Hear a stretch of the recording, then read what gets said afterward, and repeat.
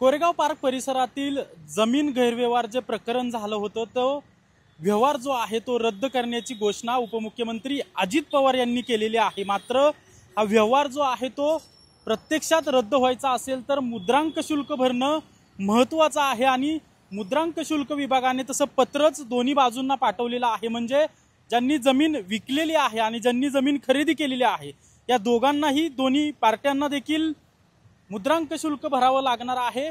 ज्यावेळी हा मूळ व्यवहार झाला होता त्यावेळी फक्त 500 रुपये मुद्रांक शुल्क भरलं असल्याचं समोर आलं होतं। मात्र दोन्ही बाजूचं 7 आणि 7% असं 14% मुद्रांक शुल्क आता भरावं लागणार आहे आणि ही रक्कम जी आहे ती तब्बल 42 कोटी असल्याचं समोर येतं आणि हे 42 कोटी मुद्रांक शुल्क जेव्हा भरलं जाईल तेव्हाच हा व्यवहार जो आहे तो कायदेशीररित्या रद्द होईल असं जाणकारांकडून सांगितलं जातंय। त्यामुळे आता उपमुख्यमंत्री अजित पवार यांचे सुपुत्र पार्थ पवार यांची जी कंपनी आहे अमेडिया कंपनी, या कंपनीला 7% मुद्रांक शुल्क आणि ज्या शीतल तेजवानी या व्यक्तीने या कंपनीला जागा विकली होती यांना 7% असं एकूण 14% मुद्रांक शुल्क भरावं लागणार आहे आणि याची रक्कम जी आहे ती 42 कोटी रक्कम असणार आहे आणि ही 42 कोटी रक्कम भरल्यानंतर हा व्यवहार जो आहे तो कायदेशीररित्या रद्द होईल असं सांगितलं जात आहे। खरं तर मी सध्या त्या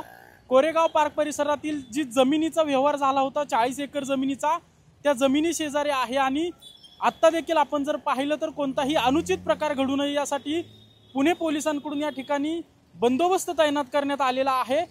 पाहावं लागेल की मुद्रांक शुल्क विभागाने आता दोन्ही बाजूंना नोटीस पाठवलेली आहे आणि 42 कोटी रुपये मुद्रांक शुल्क भरा असं देखील सांगितलेलं आहे।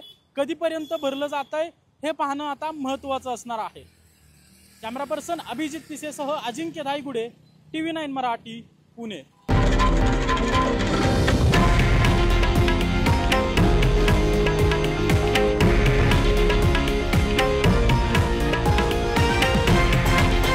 हे आहे देशातील नंबर 1 न्यूज नेटवर्क आणि आपण पाहत आहात TV9 मराठी, एकमेव।